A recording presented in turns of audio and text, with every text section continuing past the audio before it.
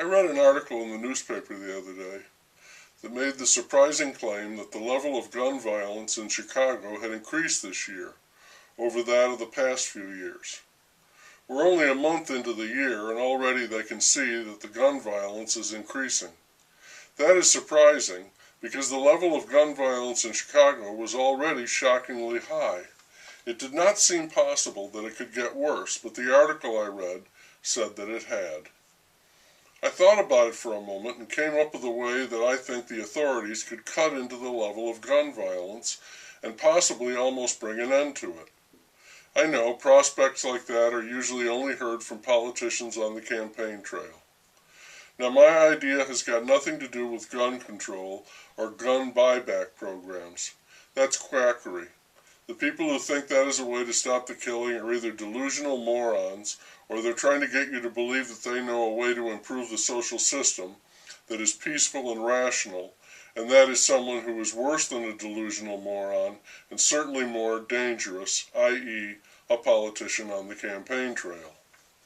The answer to lowering the level of violence doesn't come from any government program, and it has nothing to do with social action or neighborhood watch campaigns. Or those guys in the fancy red berets. Who were they, the guardian angels? No.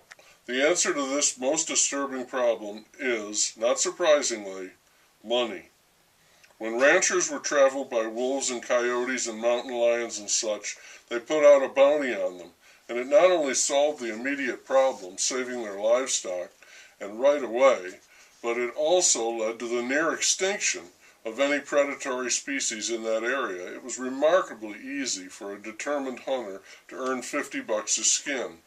Money works as an incentive. I'm not suggesting that we send out bounty hunters to kill the bad guys, although that too was once done and it might work. I am saying that if a sheriff in a county put it into his budget that information leading to the arrest of a suspect in a homicide case would result in a tax-free $10,000 reward, that might put a dent in the gun violence statistics. I understand the no-snitch approach and the very, very, very real fear that people have when a murderer and probable drug dealer would know who was responsible for turning them in. But I also know that $10,000 is $10,000. I know it's a lot of money, and the tens of thousands of dollars would add up, but I also think that it's money well spent. People might come forward not in the interest of justice, but for a nice big wad of money.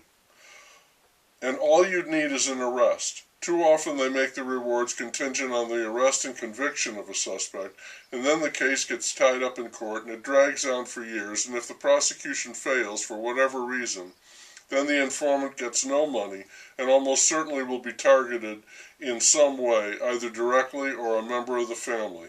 Message sent, shut the fuck up. Violent people know how to shut people up. I'm thinking the $10,000 would be enough to loosen a few lips.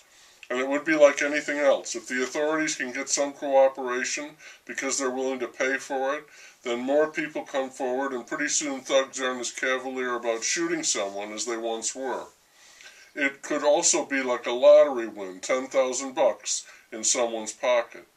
I do understand the power of fear. I also get the counterbalance and the lure of money. My idea was that if you make it worth their while, people might be tempted into doing the right thing. What we really need is courage, and that's something money can't buy. For a look at how many people will step forward in the face of the threat of violence, watch the movie High Noon. If fear and intimidation beat the offer of easy money, then there may be no way to curtail the violence. We will have to accept violence as a way of life, routine as a morning cup of coffee, as American as that slice of apple pie.